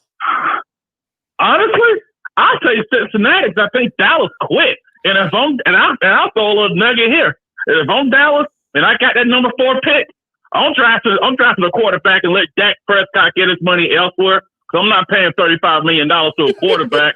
We're in a full rebuild, and we work great with you anyway. We had a losing record with you anyway. So why are we paying you $40 million? Well, T. Smitty, I got to ask you. I've got to ask you this question. When you saw that Dez Bryant was tapped on the shoulder and told that he had COVID, what was the first thought that popped into your head? I was like, damn, what about everybody else right now? You sitting here chilling with no mask on, you found out. I'm thinking Jerry Jones was behind that shit. I want you to think about this. This is the first game that Dez Bryant would have had in the NFL, and he's playing against a former team. In Jerry Jones, balled out. He would have given it his all that night. If we know how petty Dez Bryant is, Dez Bryant would have destroyed that secondary. He would own that secondary. We can't play Dallas. You know what? This would be the perfect year. In the back of my mind, I know this is a conspiracy theory. I know I could be wrong here, but I could just see Dez Bryant, or not Dez Bryant, but Jerry Jones on his flip phone. I can see him on his flip phone calling Roger Goodell, hey, that Dez Bryant guy, he got COVID. Just FYI. And I promise you, it's going to come back a false positive. Mark my words. And I'm saying this, I'm on live. This is public. You can come back and roast me or whatever you want to. I promise you, Dez Bryant's test going to come back false positive. Trust me. BucWhatYaHeard Nation, what's going on? Buccaneer Bruce, what's going on? No, man, that pissed me off, because the only reason I would have watched that game, that Dallas Cowboys game, is so I could see Dez Bryant run roughshod over that Dallas secondary. Yeah. And I swear to God in heaven, I believe that Jerry Jones knew that too, and he wasn't taking no chances. He was making sure that this guy was not playing. I have a question for you, Jim. Mm-hmm. Okay. Which secondary would you rather have? The 2016 Mike Smith or Lovie Smith defense of backfield, or the Cowboys' current defensive backfield? I'd rather have Alabama's secondary. Back to 13. Keep an eye on him. Malachi number 13 in 2 years. Keep an eye on him. But real talk. I would take Dallas' secondary over Tampa's. You're talking about Lovie Smith's Tampa secondary. Playing 70% everybody. Playing 70 yards off the ball. Just the 4 to 5 starters. No, I would take him over the playing 5 and 50 miles off the ball and stuff. Yeah, I would take Dallas. Mm-hmm. Yeah, I would too. You know, there's one scenario you guys didn't talk about, an interesting game. Okay. Jalen Hurts gets smoked against New Orleans Sunday. Thanks a lot, Philly. I sense a slight bias in. Can we say hearing that, G? Yeah. The slight bias. Oh, Jalen Hurts. Yeah, I do hear it. Now, I think he has a chance, though. I think he's a chance. Are you leaning towards the former Oklahoma Sooner quarterback that plays for the Eagles, or are you, or what's the motivation here, man? Oh, my motivation my motivation here's my motivation. That Taysom Hill, the luckiest quarterback ever seen in my life. Yep, he's in the right place at the right time. You know that dude that finds that $100 bill on the ground? That's Taysom Hill. Wait, but I thought Jameis Winston was the quarterback. He was the number 2 guy. Let me say this. There's a whole bunch of different dynamics going on right now. What you got to consider here is Taysom Hill was paid an exorbitant amount of money to be an offensive weapon. Yeah. And you got to see. And because of this soft serve schedule they've got this soft serve schedule. This guy has been given the opportunity to go out there and play against teams that he should dominate. He should dominate these guys. And so, Peyton has put him in a position where that's what he's doing. I think if anybody should be pissed off, it'd probably be Jameis Winston, to be very honest. But imagine being Taysom Hill's agent, going up to Sean Payton and be like, yeah, we'd love to get a contract extension. They write down 7 on the paper. Peyton takes it. All right, I'll add a 1 to it. Does that work for you? All right, cool. Good deal. Good deal. Like, how did he get $17 million, man? Is he getting paid more than Alvin Kamara next year? You know what? I think he is. He is. Get the hell out of here. We're not supposed to pay running. No. But we're not we're going to pay gadget this guys. Man, 31 damn years old, about to be 31 years old. And I don't even get me started. You know what, guys? Kamara's making $15 million average annual. He's getting paid more than Kamara. But they're about equal then. They're about neck and neck, right? 17 versus 15. Mm-hmm. Oh, no. Hell no. No, that's... You know what the problem is, though, guys? This is the thing where the lazy national media, and I listen to a lot of, fan podcasts of different teams. I love hearing about different teams. And there's one guy talk about he does the same stuff. He gets killed all the time. That he ain't drinking Taysom Hill's bathwater. He said the same thing that we're saying about to say. Listen, let me break it down. And to those of you who are joining me or who've never listened to me or just now listening to me, let me break this down to you.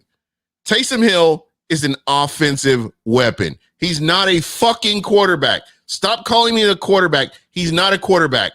He's a guy that can play wide receiver. You can put him in the slot. You can put him at tight end. You can put him at running back. You can line him up in the wildcat.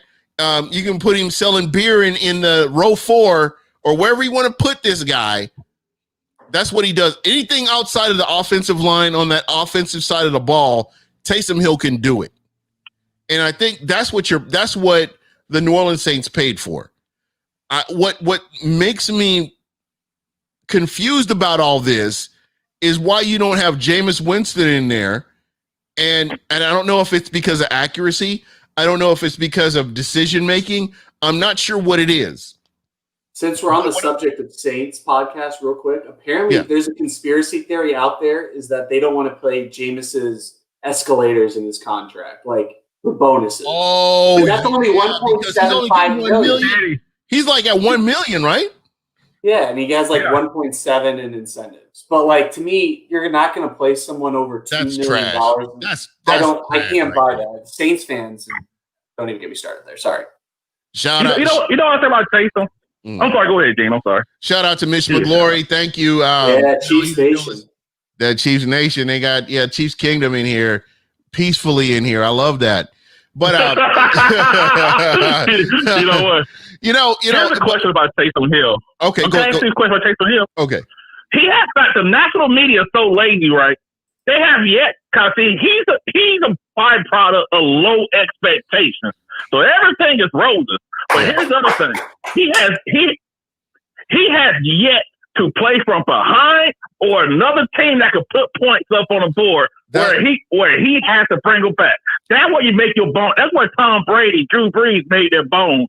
Yeah. Is being able to lead teams and be in the shootout. He hasn't done that yet. Yeah. And that's why I have no confidence in that. And Ahmad said it spot on. He reminds me of Tim Tebow, but he's a little bit more versatile than Tim Tebow. Mm-hmm. He's a little bit more. He's a lot. Well, I would say a little. I'd say he's a lot more versatile than Tim Tebow, and he's proven on what he can do. But like you said, he's never played from behind.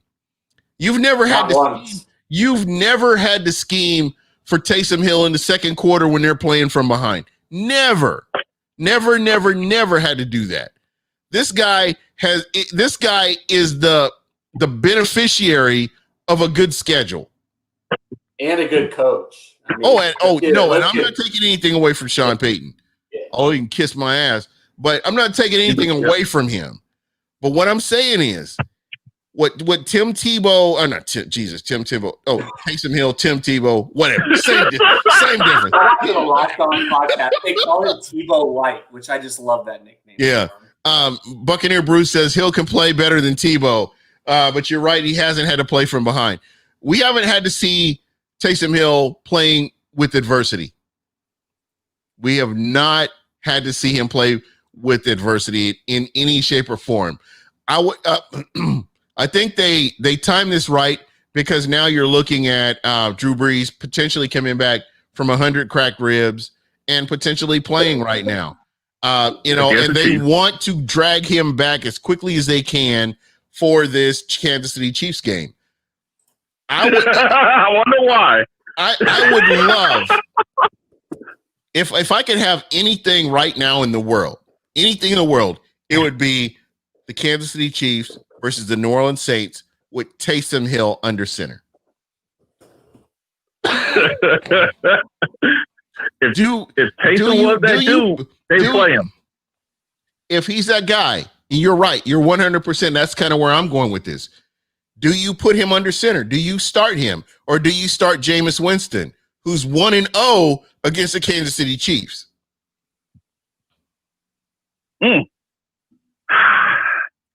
I ride Taysom out. If you think he's that dude, guess what? Put him out there because you don't want. What happens is you got to let Taysom fall in. So you can't put Jameis in there. And if he has a bad start, everybody like, we'll put Taysom back in. Exactly. I agree. You gotta have Taysom. Well, I don't think we see Breeze. Go ahead. I would say I don't think we see Breeze personally until week 17. Give him that one game to get acclimated before the bye. Bro, 11 fractured ribs. There is no way you're coming back. I don't think it's 11. There's no way it went from 5 to 11 overnight. I think that was just a lot of over dramatization. There's no way you have 11 cracked ribs and even attempt to even throw a little. I think it's where he got pancaked. It could. I saw his soul going to the heaven. He looked like MMA fighters don't get 11 cracked ribs. He looked like a little miniature Nate Robinson getting smashed. Yeah. Wait, did he lose to a Paul brother or something? What? Yeah. In a boxing match. Okay, listen. Let me clear this up right here. So Nate Robinson, in his infinite wisdom, and this is not football, but we'll get back to football momentarily here. So somebody sent me this video from TMZ from May of 2020. 2020 is undefeated so far. Nate Robinson comes on TMZ and says, I'm sick of all these influencers talking about what they can do and who they can beat and blah, blah, bloggity, bloggity, bloggity. And then he says, I'm going to show this guy what I can do. I want all the smoke. He didn't say he wanted a little bit of smoke. He said, I want all the smoke. So after I saw that, I feel like this, that Nate Robinson, everybody was feeling sorry for Nate Robinson. I don't. Nate Robinson got the business, and you know why he got the business? Because he brought that on himself. Jake Paul was minding his own business, living his best life, being on YouTube, being an influencer, influencing people and stuff. And you know what? Nate decided, okay, this is the guy right here. I'm going to take this guy. And you know what that guy did? He didn't realize. And, I'd fire everybody in my camp. I'm just going to say this part. We'll get back to football momentarily. Nate Robinson need to fire everybody in that damn camp. Everybody. Because they didn't tell him that this dude been working out for who knows how long. But anyway, if you're feeling sorry for Nate Robinson, don't. Because that dude brought all that on himself. He wanted all the smoke. He got the smoke. And hopefully he don't have lung cancer or nothing like that, because he got all the smoke. And that's just... He should have been like Bugs Bunny and Space Jam and challenge him to a game of basketball. That would have been the best. That would have been the best thing right there. Said, hey, listen, let's play a game of 1-on-1. Let's play horse or whatever, and do it that way. But he shouldn't have. But getting back to football, there's some really good comments in here. Ahmad said Taysom Hill is what Tebow could have been. And that's realistically. Tim Tebow won a playoff game. Just saying. Yeah, you can't take that away from you cannot take that away from him. Jameis probably throwing interceptions and warm-ups. I'm going to tell you like this. Sean Payton is petty. Sean Payton is petty as hell. Sean Payton is not going to put himself in a bad position where he's not going to look good. And I'm sure that looking at Jameis Winston, I'm sure looking at Taysom Hill, he decided, I'm hitching my wagons with Taysom Hill. What I saw from Jameis Winston, the sample size from him coming in to that game after the Bucs game, Jameis Winston did not look good. He was indecisive. He looked like he did in Tampa. Number one, he was indecisive.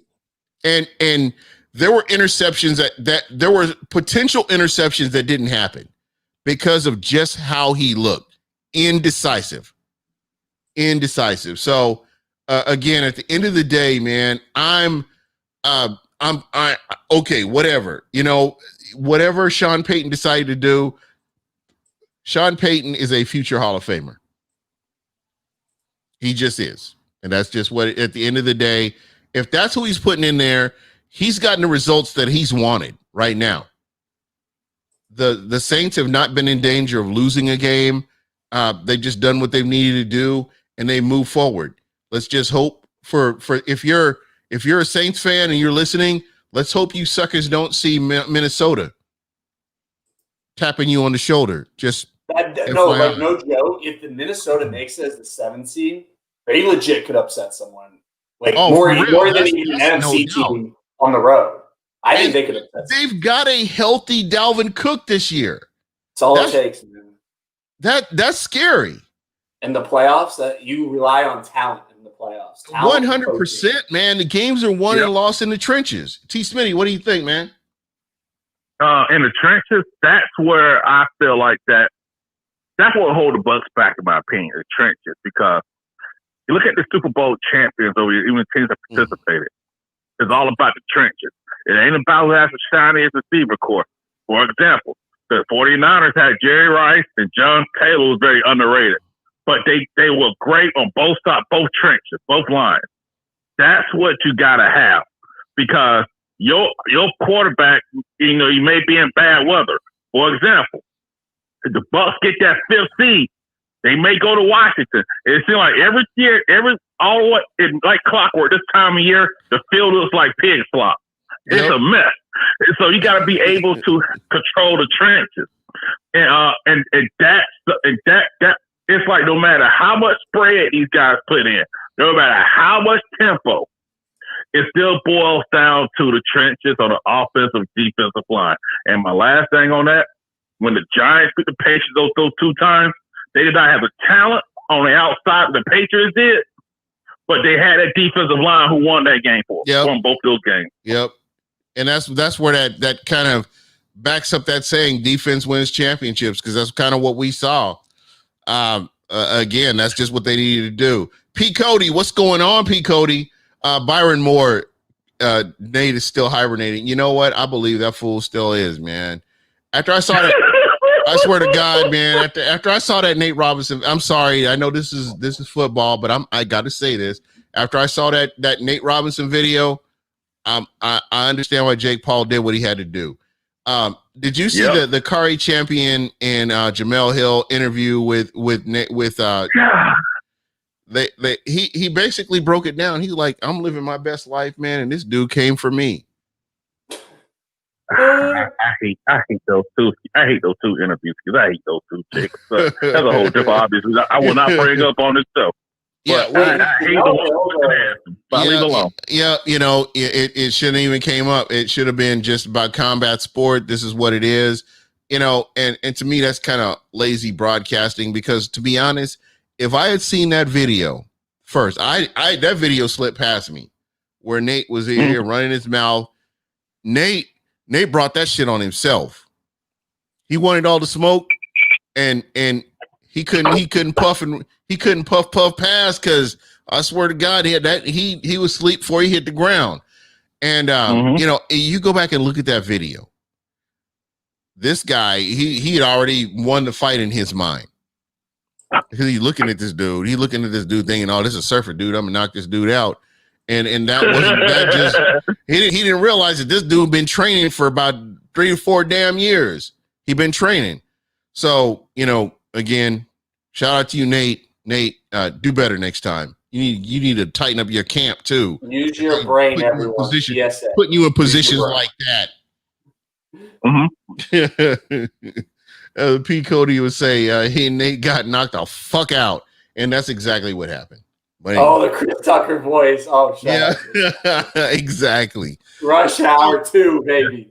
So, dude, this game right here, the Bucs, 1 p.m. Eastern, Bucs versus the Vikings. This game is make or break to me. Is make or break for Tampa. I know a lot of people are saying you're over dramatic. If the Bucs are looking to go deep into the playoffs, they got to win this game. They need to get on a roll. They need to end up being hot. They need to get hot now and get hot going into the playoffs. That's what needs to happen. And positive momentum. That's what you need. You need that momentum that just kind of going into that. And KB, what do you think, man? Yeah, man. No, I'm 100% with you. Out of the Bucs, what is it? 5 losses. 4 of them are NFC teams. That really just hurts you alone in the. Man, that makes me physically sick just thinking about that. Well, if they lose one more, they lose the tiebreaker to the Bears, the Vikings, the Rams, and possibly the Cardinals even too. Because I haven't looked. I don't remember who the Cardinals have lost to off the top of my head, but I don't think it's 6 NFC teams. No, it's not. And that's the thing you got to be. That's what makes me so unnerved about this game, because this is so Bucs life. The Bucs have a chance to control their destiny. They could go in and handle business, go in and win. Then they've got the Atlanta Falcons. You go in and win. Then you go to the Detroit Lions, who don't have a permanent head coach. Go in and win. And then the last game of the season, you got the Atlanta Falcons again. Go in and win. And you controlled your destiny. You guaranteed that you are going to be in the playoffs. But we can't. That's not promised. Just because it's the Bucs, that is not promised. Mm-hmm. You're right. Go 3-1 and don't look back. 3-1. That's all it takes. Yep. I agree. I think they should beat the Vikings. I think they'll beat the Vikings, but I'm worried at the same time. There's a player on the Vikings. I know my bias is coming in here, but he plays a position that hurts the Bucs. Irv Smith Jr. Yeah. If he's healthy, playing, he could run. He can run right. He's more wide receiver than tight end. If you get what I'm saying, and so that's something right there, especially with a team that's blitz happy at Tampa. Yeah, where that's a guy you look at. And plus, like he also got Thielen and Jefferson. Yeah. Like, Thielen's a great 50-50 guy also, and Jordan Jefferson can make a move on you. And I just think that a lot of Bucs fans say, "Oh, we got the starting." You don't have. No, you don't. You don't. Any given Sunday. And that's what scares me. Like Nestor Cervantes said it best right here. I just got this quote up here. The Bucs need to execute the plays, and coaching can't let us down. Whatever play is called, you got to play in your assignment, whatever it is. You got to play. This you need 4 quarters of football against this Vikings team. I think KB said it best. You're looking at a guy like Dalvin Cook against this defense, and it don't take nothing for one little twitch and Dalvin Cook gets loose, and you open the floodgates. Mm-hmm. The Bucs have to bring it. They have to be on their A game. That's what needs to happen here. Yep, you're right. And here's one thing. I always look at playoff scenarios because always this NFC plus be intriguing. Mm-hmm. It's like if the Bucs play the Packers in the first round, do not pencil that in as a win. No, it's for not. one reason. Because of what they Aaron did to Rodgers him. played awful. And he played awful. It'd be one thing if 380 and 4 touchdowns. And they lost. Yeah, you know? he ain't playing the same team horrible 2 games in a row. Yeah. That it'd be up there in that weather. And I just think that Bucs got to handle business. Yeah. Yep. That is exactly it. That to me, that's really it. That's what needs to happen. T. Smitty, give me your final thoughts, bro. I appreciate you calling in. I hope to hear from you next week. Oh, well, you know you got me here, man. Because you know you got me. I support you guys, but you guys do a great job. I think the Bucs gonna win. I think it'll be a close game. I think if the Vikings just don't blitz the hell out of the Bucs, they're stupid. Because if Tom Brady has a clean pocket, cancel Christmas. Yeah. But if you muddy up the pocket, they don't blitz. I'm just gonna say that. No. So they're losing. Because unless they're going to play cover 2. They're going to basically play what the Rams did, just without Jalen Ramsey and the young kid on the other side. Yeah. Essentially. Well, we might as well pencil in the Bucs for a win then. I might as well pop me a mimosa then and find out my mimosa. But and so one thing I want though, win or lose, I don't want the Brady media, who's about just as bad as LeBron James loving media, his buddy. Good Lord. But I just don't want no more excuses. Dude, I don't even watch the 4-letter network, Fox, NFL, or none of them. I don't watch that stuff. They weren't talking about the Bucs when the Bucs were losing. I don't give a damn what they got to say right now. So that's kind of where I'm at with it. And I just want this team to handle business, grow. And I just want fans to be realistic here. Yeah. You can't expect a team to lose all these years in a row to Magic Super Bowl team. Mm-hmm. There's a lot of growth that these young guys have to go through. 100%. And I think they'll be a playoff team. I think they'll win this week. But I still say just don't take this as a win. You gotta perform and handle business, guys. 100%, man. Hey, you guys have a good week, man. I'll holler at you guys later, man. Thank you. Have a good one, T. Smitty. Long-time caller, T. Smitty calling in, man. I love talking with him. And guys, this can be you, if you want to call in. Dude, I can't believe we damn near been on for 2 hours, man. That's 2 hours, man. It's just like the good old days. But it's so fun because these guys, I mean, we got Ahmad and we got T. Smitty on here. We got me, got you, especially you, man, and your knowledge of football. Got the jump man, got the North Carolina jump man shirt. Oh, look at you, man. Looking all professional. I don't know what's like. I'm not a big UNC guy, but it's the Berkeley colors. They just like my mind just is like, okay, get blue and navy blue and baby blue. Like I don't know. Oh, and before we go, man, I want to give a shout out to Smack Apparel. Mac Apparel, man. You guys, I ain't got nothing but love for you. Smack Apparel. my guy Robbie over at Smack Apparel, and you can follow Robbie at Extra Long Worth on Twitter. That's my dude right there, man. I mean, it's such a small world. And can you tell us? Is it okay to tell that story? Because this is like my favorite story. Yo, so I'm gonna start it out. I'm gonna start it out because Smack Apparel. Okay. I've been rocking with Smack Apparel for damn near 20 years. Yeah. Just rocking with him. I've got a Smack Apparel John Gruden T-shirt up there with him. Fear the visor. So I posted this shirt, and my guy Robbie hit me up. He's like, "Dude, you're a real ride or die. You're diehard." I'm like, man, I support anything, because they're based out of Tampa. I love those guys, man. And I try to support anything, especially out of the Bay Area. I do what I do. So we started talking, and he's like, okay, I know you got some shows going on, and I want to get you and your co-host. I want to get you guys hooked up with some shirts. So go ahead and finish your story, KB. So it turns out me and Mr. Longworth, we go back a while ways. So we actually went to middle school together, and he went to high school with all my buddies. He's a year older than me, but because of sports and stuff, I hung out with the guy a bunch, and it was just small world, man. Shout out to you, Robbie. I mean, such a good guy. Reach out to him if you ever need anything. They got some really cool designs. You're wearing one of the really cool Brady ones. I have a really cool Brady and Bruce one. I'll wear one of them next week. Bro, they got some really cool designs, man. And if you notice, we got the logo up here on the shirt, on the show, man. I don't, on Buck What You Heard, I really don't rock with a whole lot of logos, but this, what they've done for us has been amazing. We do once a month, thanks to Smack Apparel. Shout out to you guys, Smack Apparel. I want to take this moment to, give you guys your props. We do the hot seat questions. We have 10 questions in 1 minute. And Ruth the Truth won last week. And we are getting a shirt out to her.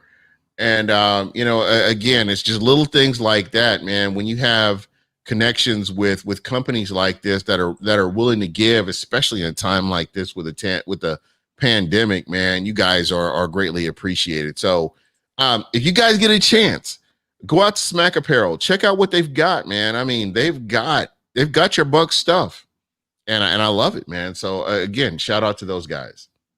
Yeah, man. They have a really easy to use website, and you can even buy some of their stuff off Amazon, right? Yeah, you can buy it off Amazon. So crazy. I mean, whatever floats your boat. I mean, just probably look Smack Apparel up, Google, Amazon, whatever. I'm sure it'll come right up. There we go. Well, my brother, KB, give me your final thoughts, and I'll give you my final thoughts, and then we will get on up out of here. I know, where'd the hound go? He's gone? He's not. He was laying on the bed a few minutes. Oh, yeah, no, he left. Oh. He's snoozing on the couch now. That's when I left when T. Snooze on the phone. I was checking on him just to make sure he was still alive. Yeah, no, my final thoughts are I'm not going to predict another Bucs game on this podcast or on Twitter. 100%. Because every time I've made comments to you. I keep forgetting, there were weeks in there where I kept forgetting to give a score prediction, and they won. And then whenever I give one, they lose. And I've given score predictions the past couple of weeks. I'm done. No more score predictions. I am a diehard baseball guy from heart. I'm superstitious, man. I am writing this out. I'm not going to say one word on Twitter about what's going to happen. I'm going to react, but I'm not going to say shit about final score predictions or whatever. Just play fucking good. Get a W. That's all I got to say. All right. My final thoughts are, I want to thank everybody, whether you're in the chat or, just listening, or if you listen to this 2-hour monstrosity, you get a chance to listen to it. Shout out to you, man. Shout out to you. Whoever you are. Hit me up. If you get to the end of this, hit me up on Twitter or you can, email me, BucWhatYaHeard@gmail.com. Hit me up. Let me know you did. I'll see if I can do something for you, man, because I appreciate you. Not everybody does that. Everyone. He's got all the connects. So I do what I can do when I can do it, as Chris Tucker would say. But anyway, we're gonna go ahead and roll out of here, and I'm gonna play my. I love my theme song. I'm not saying this because to be ego driven or anything I just love this theme song. So I'm gonna get this out here. we're going to get out of here. Please check us out again. Next week, we'll be on same time, Wednesday. Check us out. We're here. We're here for you. If whether win or lose, I'd love to hear from you guys and get your final thoughts on it. But anyway, don't forget to listen to this guy on Friday as well on Bucs Report. All right. We are out of here.